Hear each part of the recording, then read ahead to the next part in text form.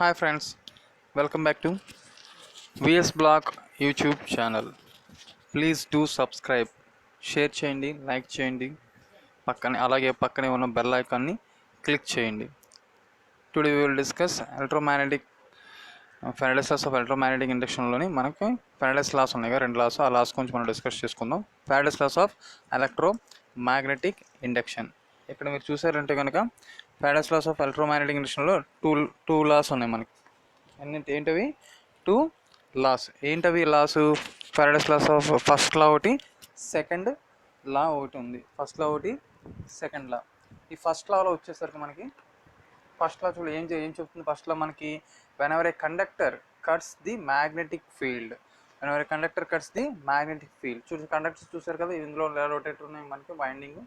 ఈ వైండింగ్లో రొటేటర్ ఉన్న కండక్టర్స్ అన్నీ కూడా ఈ మ్యాగ్నెటిక్ ఫీల్డ్ లైన్స్ ఆఫ్ ఫోర్స్ని అయస్కాంత బలరేఖలను కట్ చేసినప్పుడు ప్రతి కండక్టర్లో కూడా ఈచ్ కండక్టర్ అదేనా ఇలా ఈ రకంగా ఈచ్ కండక్టర్ మనకి కాయిల్స్ ఉన్నాయి కదా, కట్ చేసినప్పుడు ప్రతి కండక్టర్ ప్రతి టర్న్లో కూడా ఏంటిది, ఆ ప్రతి టర్న్లో కూడా ఏమవుతుంది, ఇండ్యూస్డ్ ఈఎంఎఫ్ అనేది ఇండ్యూస్ అవుతుంది. ఆ ఇండ్యూస్డ్ ఈఎంఎఫ్ బయటికి ఇలాంటి కాంపిటేటర్ సిగ్మెంట్స్, ఇదేమో యూనివర్సల్ మోటార్ది.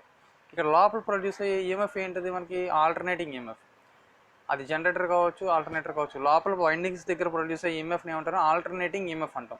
ఓకే, బయటకు వచ్చేటప్పుడు మాత్రం మనకు అది సప్లై ఎట్లా మారుతుంది, మనకి అది యూని డైరెక్షనల్ ఈఎంఎఫ్ కింద కన్వర్ట్ అవుతుంది. మనకి ఎలా కన్వర్ట్ అవుతుంది, అది యూని డైరెక్షనల్ ఈఎంఎఫ్ కింద కన్వర్ట్ అవుతుంది. ఇది కాంపిటేటర్ యూస్ చేస్తే. కాంపిటేటర్ ప్లేస్లో సిగ్మెంట్స్ వాడతారు. ఏంటవి? కాంపిటేటర్ ప్లేస్లో స్లిప్ రింగ్స్ వాడతారు. స్లిప్ రింగ్స్ ఎక్కడ వాడతారు, ఆల్టర్నేటర్లో వాడతారు.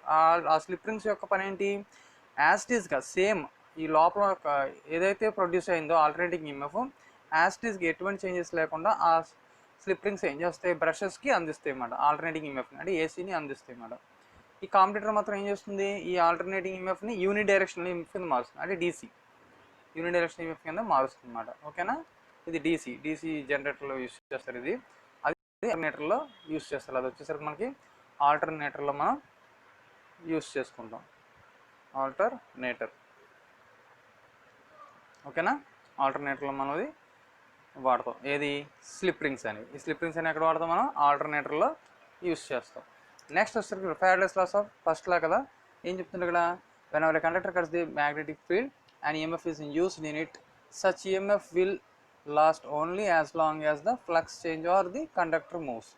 ఇక్కడ ఏమంటున్నాడు, ఏదైనా ఒక కండక్టర్ మ్యాగ్నెటిక్ లైన్స్ ఆఫ్ ఫోర్స్ని కట్ చేసినప్పుడు ఆ యొక్క కండక్టర్లో ఈఎంఎఫ్ అనేది ఇండ్యూస్ అవుతుంది. ఆ ఇండ్యూస్ ఈఎంఎఫ్ ఎట్లా ఉంటుంది అంటున్నాడు, ఆ కండక్టర్ మూవ్ అవడం బట్టి ఉంటుంది అన్నమాట. ఆ కండక్టర్ మూవ్ అవడం బట్టి టైం బట్టి డిపెండ్ అవుతుంది. నెక్స్ట్ సెకండ్ లా ఏంటి, ఓకే ఇక్కడ కట్ చేస్తుంటే ఈఎంఎఫ్ ఇండ్యూస్ అవుతుంది, కరెక్టే. ఇక్కడ ఇండ్యూస్ అయ్యే ఈఎంఎఫ్ ఎక్కువ తక్కువ అంటే ఎన్ని వోల్ట్స్ ఇండ్యూస్ అయింది ఏంటంటే దేని మీద డిపెండ్ అయి ఉంటుంది అంటే మీకు ఆల్రెడీ ఆటోమేటిక్గా మనం చెప్పేయచ్చు. ఇక్కడ ఉన్న నెంబర్ ఆఫ్ టర్న్స్ బట్టి డిపెండ్ అయి ఉంటుంది. నెంబర్ ఆఫ్ టర్న్స్, ఈ వైండింగ్లో ఉన్న నెంబర్ ఆఫ్ టర్న్స్, అట్లాగే ఆ యొక్క నెంబర్ ఆఫ్ కాయిల్స్లో ఉన్న నెంబర్ ఆఫ్ టర్న్స్ లింక్ చేస్తున్న మ్యాగ్నెటిక్ లైన్స్ ఆఫ్ ఫోర్స్ అన్నమాట.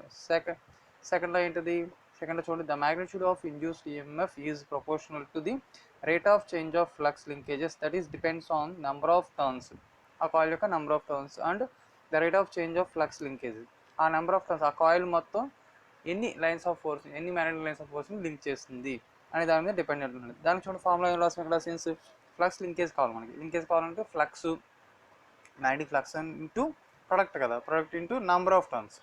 అక్కడ లైన్స్ మ్యాగ్నెటిక్ లైన్స్ అయస్కాంత బలరేఖలు ఇంటూ నెంబర్ ఆఫ్ టర్న్స్. ఈ ఫ్లక్స్ యూనిట్స్ ఏంటి, వెబర్స్ మనకి. ఓకేనా, నాకు మ్యాథమెటికల్ చూసిన ఎక్స్ప్రెషన్స్ ఏంటి, N is equal number of turns of the coil, N is equal number of turns of the coil. తర్వాత Q1 ఏంటి, initial value of flux through the coil in webers. Initial value ఇప్పుడు ఏంటంటే first రెండు values ఉన్నాయి, initial value ఉంటుంది, అలాగే final value ఉంటుంది.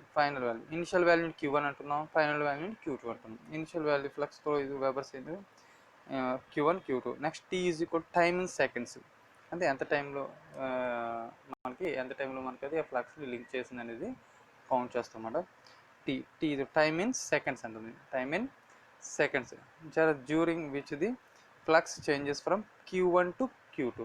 అంటే ఈ π1 to Q1 కదా, π1 to ఈ π2, పైకి చెప్పుకుందాం మనకి Q1 మార్చుకొని పై అని చెప్పుకుందాం. మనకి π1 to π వెబర్స్ కదా, ఫ్లక్స్ని పై అని చెప్పుకుంటాం, Q కాదు.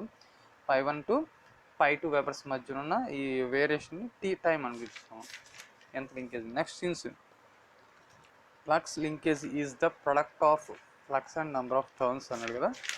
కాబట్టి మనం ఇది చూద్దాం ఇక్కడ. ఫ్లక్స్ లింకేజ్, ఇప్పుడు ఫ్లక్స్ లింకేజ్ కావాలి మనకి. ఫ్లక్స్ లింకేజ్ ఇప్పుడు ఏం చేస్తాం మనం, product of flux into number of turns. Flux into number of turns ఇందా చెప్పుకున్నాం కదా. మరి 2 రకాలు ఉన్నాయి ఇక్కడ, 2 రకాల ఫ్లక్సెస్ ఉన్నాయి కదా. ఇనిషియల్ ఉంది, అలాగే final flux linkage. Initial flux లింకేజెస్కి ఏంటి, నెంబర్ ఆఫ్ టర్న్స్ ఉంటుంది, అలాగే ఆ నెంబర్ ఆఫ్ టర్న్స్ ప్లేస్లో ఏముంటుంది మనకి, π1 ఉంటుంది. ఈ π1 అంటే ఏంటి, ఎన్ ఇంటూ π1 ఏమవుతుంది మనకి, n π1 అవుతుంది, అవునా, n π1 అవుతుంది. నెక్స్ట్ π2 కదా final value, number of turns కామనే, నెంబర్ ఆఫ్ టర్న్స్ ఇంటూ π2 ఇది కూడా n/2. ఓకేనా. ఇప్పుడు ఈ రెండిట్లో మనకు కామన్గా ఉన్నది ఏంటి, ఇక్కడ n నెంబర్ ఆఫ్ టర్న్స్ కాబట్టి నెంబర్ ఆఫ్ టర్న్స్ బయట తీసుకొచ్చాం, సెపరేట్ చేస్తే π1 - π2 అయింది. ఇక్కడ ఏమైంది, ఇక్కడ మనకి π1 - π2. ఒక వాల్యూ ఇది ఇనిషియల్ వాల్యూ, అలాగే ఫైనల్ వాల్యూ అని ఉంటుందంటే నెగిటివ్ సైన్లో ఉంటుంది మనకి. ఎట్లా ఉంటుంది మనకి, నెగిటివ్ సైన్లో ఉంటుంది కాబట్టి నెగిటివ్ సైడ్ రివర్స్ కాబట్టి మైనస్ వస్తుంది మనకి, మైనస్ వాల్యూ π2. ఇక్కడ అప్పుడు n/1 అవుతుంది. నెక్స్ట్ ఇది ఏమవుతుంది ఇక్కడ, -n/2 అవుతుంది. అంతేనా, ఇక్కడ మైనస్ వాల్యూ కదా, ఇక్కడ -n/2 అవుతుంది. నెక్స్ట్ ఇది -n/2, ఇది -n అవుతుంది ఇక్కడ. Okay. Next EMF equal to n/dφ/dt. ఇది ఫార్ములా ఫస్ట్ మనకి. ఈఎంఎఫ్ ఈక్వల్ టు ఏంటి, n/dφ/dt. ఈ dt క్యాన్సిల్ అవుతుంది, ఇక్కడ డిస్టెన్స్ మనకి లేదు, ఇక్కడ డిస్టెన్స్ లేదు కాబట్టి dt క్యాన్సిల్ చేసాం. ఇప్పుడు n/t. ఇక్కడ n/, అంటే మనకి 2 రకాలు ఉన్నాయి మనకి. n అంటే నెంబర్ ఆఫ్ టర్న్స్, π1 - π2/t. ఇక్కడ ఈఎంఎఫ్ ఈక్వల్ టు n అంటే మనకి ఆ కాయిల్లో ఆ టైంలో ఇండ్యూస్ అయిన ఈఎంఎఫ్ నెంబర్ ఆఫ్ టర్న్స్, π1 - π2 అంటే ఫ్లక్స్ బై టైం. అది ఎంత టైంలో లింక్ అయింది అనేది ఆ యొక్క టైం బట్టి మనం దీన్ని డివైడ్ చేస్తే ఎంత వస్తుంది మనకి, ఏమొస్తుంది మనకి, ఆ కాయిల్లో ఆ టైంలో ఇండ్యూస్ అయిన ఈఎంఎఫ్ అనేది మనకి రావడం అనేది జరుగుతుంది. ఓకేనా. ఇది ఈఎంఎఫ్ యొక్క ఫార్ములా ఫ్లక్స్. ఓకే, ఇది గుర్తుంచుకోండి ఫస్ట్. నెక్స్ట్ మనం ప్రాబ్లమేటిక్ చేసినప్పుడు ఈ యొక్క ఫార్ములా ద్వారా మనం ప్రాబ్లమ్స్ అనేవి సాల్వ్ చేసుకుందాం. Okay friends.